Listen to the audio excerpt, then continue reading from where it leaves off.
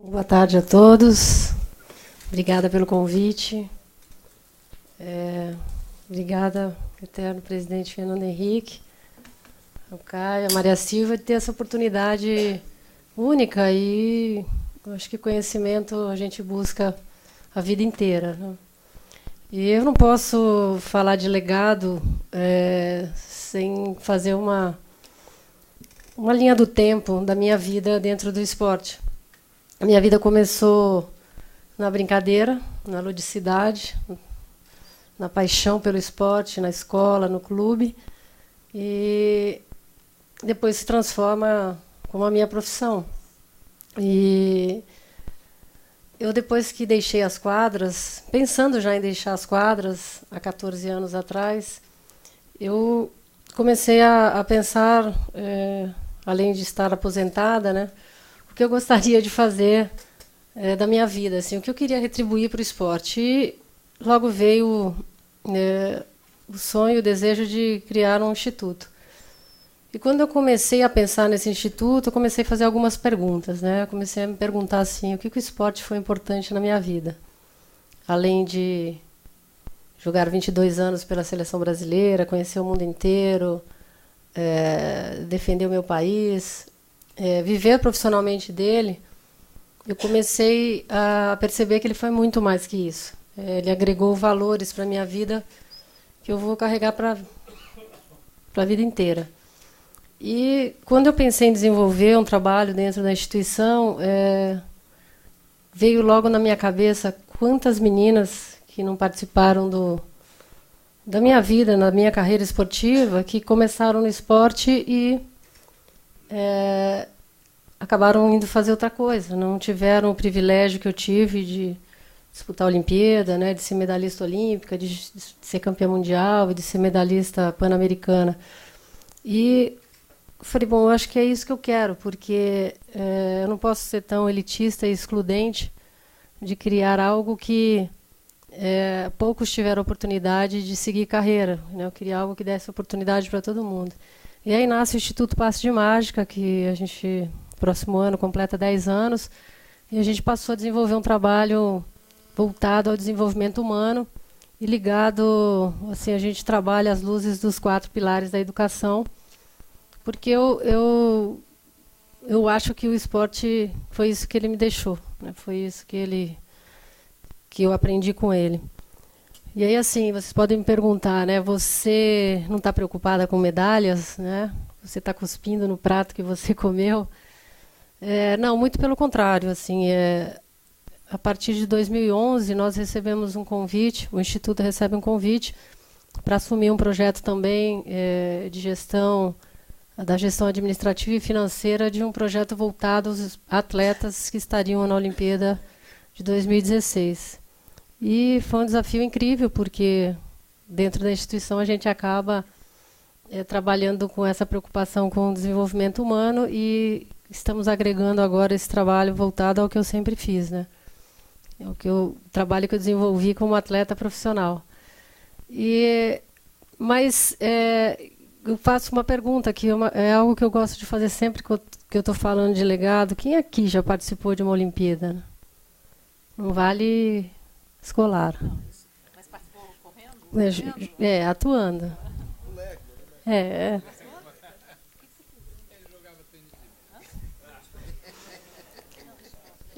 E a gente sempre percebe que foram poucos, né, que tiveram esse privilégio de estar lá. Se a gente fizer aí um cálculo da população do Brasil e a quantidade de atletas que vão representando um país, né, no caso, nós, em 2016, que a gente tenha lá de 600 atletas, é uma porcentagem mínima, né, muito pequena. Então, eu acho que é uma parcela que é muito pequena para o que a gente está pensando em fazer até 2016, né? E, Maria Silva, fantástico o trabalho que vocês estão fazendo. E eu gostaria muito que a gente pudesse escutar alguém falando um pouco sobre esse legado esportivo, né? Que é algo que que me incomoda e tem incomodado bastante, porque a partir do momento que você se candidata a sediar uma competição desse nível, você tem que estar preparado em vários aspectos, né? Não só de deixar um legado de infraestrutura para uma cidade que a Maria Silvia acabou de apresentar para a gente, e eu confesso que fiquei super feliz, porque a gente não tem noção, a gente que está de fora, a gente não percebe, mas essa é uma Olimpíada de um país também, né? E o que a gente está construindo, né, além de deixar um legado para o Rio de Janeiro? E a grande oportunidade era talvez a gente mudar um pouco essa cultura esportiva no nosso país. Então, dá para perceber que pouco a gente tem feito em relação ao que a gente quer mudar e fazer de diferente, ou daqui a quando terminar a Olimpíada a gente fala, pô, a gente conseguiu construir alguma coisa e isso vai ser perene, vai dar continuidade àquilo tudo que a gente acredita e pensa sobre o esporte, né? Mas existem muitos fatores que influenciam uma campanha nos Jogos Olímpicos, né? A performance dos atletas nos Jogos Olímpicos. E uma delas, eu acho que é a sinergia entre as políticas públicas. Isso a gente não vê acontecer. Qual é o modelo, né, que o Brasil apresentou do esporte no país a partir de ter conseguido essa façanha de sediar nos Jogos Olímpicos, né? Qual foi a política adotada? E aí eu vou voltar um pouquinho e a gente fazer um retrospecto dos últimos anfitriões, né? Austrália, China e o Reino Unido, né? Cada um tinha um modelo de gestão, né? Se é bom ou não, aí a gente vai ver esse reflexo depois que os jogos acontecem. Mas a Austrália, por exemplo, ela focou na ponta. Ela falou, não, eu não tenho tempo, eu quero investir na ponta, eu vou investir nos melhores atletas.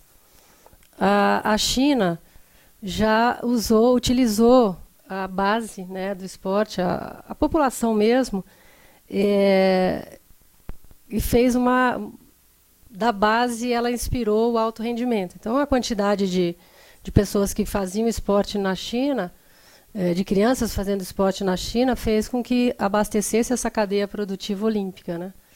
Eu tive lá em 2007, antes de acontecer a Olimpíada, eu fui visitar alguns centros olímpicos e era impressionante, porque esses atletas que pintavam nessa cadeia produtiva estavam sendo enviados para esses centros olímpicos, ou seja, o esporte de uma maneira social, educacional, e os talentos tinham que sair daquele espaço da competição por participação para poder abastecer essa cadeia olímpica, né, produtiva olímpica. Então, eu acho que quando a gente pergunta em termos de Brasil, o que a gente sabe é que o Brasil, apesar da sua tradição nos esportes coletivos, ele vai investir nas modalidades individuais.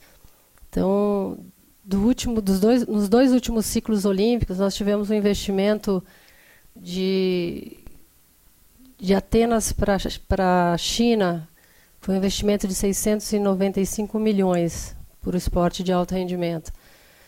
Da China para a Inglaterra, o Brasil investiu 1,7 bilhão de reais para a preparação dos nossos atletas. E aí a pergunta que eu faço, né, o que gerou isso, né? Esse investimento financeiro, né? A melhoria das medalhas foi muito pífia de um ciclo para o outro. Então, eu acho que a gente fica pensando muito nesse investimento financeiro e esquece que da detecção de talentos, do desenvolvimento desses talentos, né, dessa cadeia produtiva que, na minha opinião, está na escola, né?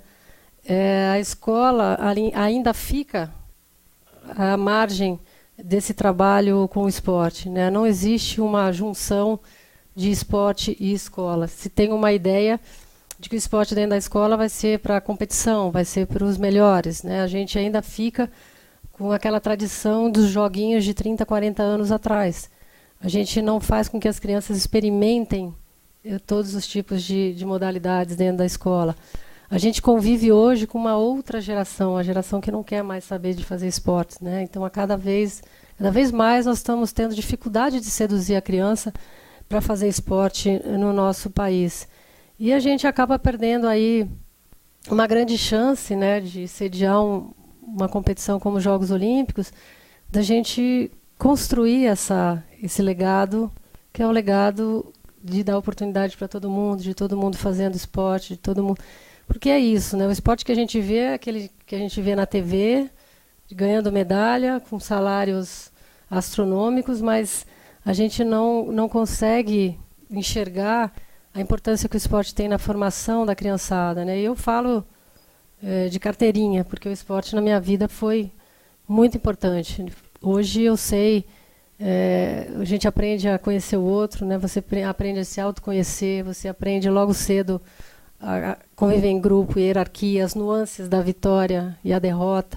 Eu acho que é isso que o esporte deixou na minha vida como atleta. E eu fico muito triste quando eu vejo que a gente não tem essa preocupação do que a gente vai ficar com todos esses eventos que a gente está sediando, né?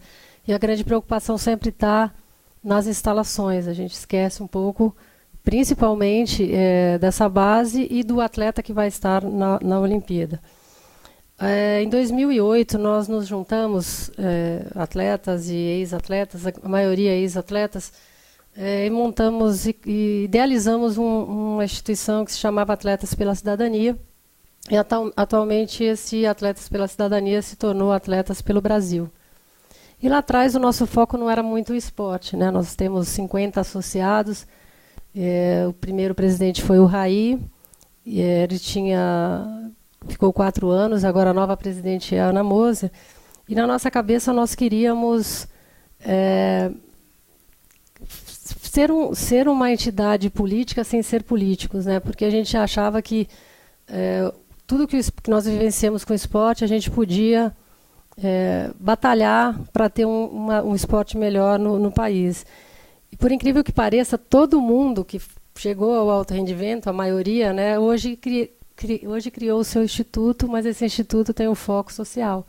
Porque é isso que a gente percebe, né, que o esporte deixou para a gente. E nós criamos a instituição em 2008, e a partir de agora, do ano passado, nós decidimos que a gente ia focar no legado dos grandes eventos. E nós estamos tendo muita dificuldade, porque não é que a gente quer focar só no legado, a gente tem propostas concretas do que a gente quer para esse legado, né? E nós estamos desde 2011 tentando uma audiência com a presidenta e a gente não consegue, porque a gente quer mostrar que a gente pode apoiar e ajudar nessa causa que a gente acredita, que é a causa de movimentar essa cadeia produtiva e relembrar um pouco, né, o que o esporte foi na nossa vida. Então, eu queria passar os slides que eu coloquei aí da Atletas, só para vocês perceberem onde a gente está focando. Esse é um slogan da entidade, que a gente fala que o jogo só termina quando todo mundo vence, né, porque a gente só enxerga medalha, medalha, medalha, mas para a gente tem muito mais do que isso em jogo nesse processo todo de sediar os 2 grandes eventos. A proposta nossa, e essa proposta que a gente queria ter o governo junto, mas está bem difícil, né? Entre 2014 e 2016, a gente tem 80% das escolas públicas nas cidades sedes da Copa com esporte. E para que a gente aumentasse essa porcentagem até 2022, que a gente não quer que isso pare após os Jogos Olímpicos no Brasil. E a gente tem algumas sugestões, né, de como fazer isso, né? Primeiro, a gente tem que redefinir esse sistema esportivo nacional, que ele é antigo, né, Caio? Ele é um processo que tem que ser modernizado, aumentar esses espaços de prática de atividade física nas cidades, porque a gente tem essa mania de que tem que ter o espaço, mas o espaço às vezes não é bem cuidado e as pessoas gostam de estar nos espaços bem cuidados, né? A valorização do profissional de educação física, porque eu acho que eu sou uma professora de educação física formada e a gente é muito marginalizado, esse profissional dentro da escola, integrado com um processo até pedagógico das escolas, né, que está sempre à parte do que é desenvolvido dentro da escola. A integração com a área educacional no projeto dessa escola integral, acho que é importante. Uma coleta de dados anuais sobre essa prática de atividade física e esporte na escola. E a gente pensou também, pode voltar um pouquinho, a gente pensou também num comitê interministerial que pudesse construir junto com a gente e como fazer isso tudo, né? Mas eu acho que para a Copa já está muito em cima, mas a gente acredita que até para a Olimpíada a gente possa iniciar algo desde que o governo aceite as nossas sugestões e as nossas ideias, que tem sido bastante complicado esse encontro. A gente está quase 2 anos sem conseguir uma audiência. E o Ministério do Esporte a gente já teve, já estivemos no Ministério da Educação, mas está bem difícil a gente fazer essa integração e com que o governo compre essa ideia nossa, né? Eu assim, gostaria de encerrar minha apresentação falando um pouquinho e mostrando aí um vídeo para vocês. É um vídeo que foi feito pela Nike. A Nike reuniu a comunidade científica internacional. Eles fizeram uma pesquisa com 70 ONGs no mundo inteiro. Isso se tornou uma plataforma mundial e o Brasil abraçou bastante. As entidades que trabalham na área social com esporte também estão trabalhando nessa plataforma. E eles chegaram a uma conclusão. Eu vou passar o vídeo e vocês vão entender qual foi a conclusão que essa comunidade chegou após essa pesquisa.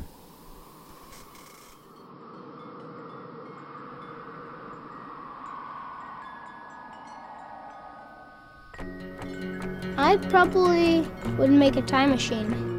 I would make medicine for the sick. I'd probably invent something new. 我会赢到5个总冠军戒指。 If I could have an extra 5 years to live. You said 5, right? 5 years. It's a long time. I would try to fix everything I did bad. I would bring my uncle back because I miss him very much. I would get more hamsters. I would probably want to go looking for dark matter. I think I'd go looking for aliens. If I could live an extra 5 years... I was thinking about making like a helicopter, like a wooden helicopter, but I don't have any wood.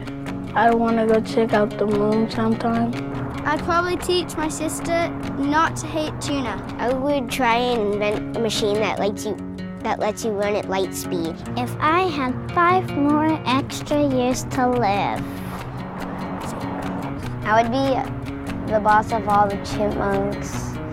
Eu cantaria na frente de 1 milhão de pessoas. I don't really know. I think I'd do anything. Why are you asking me that?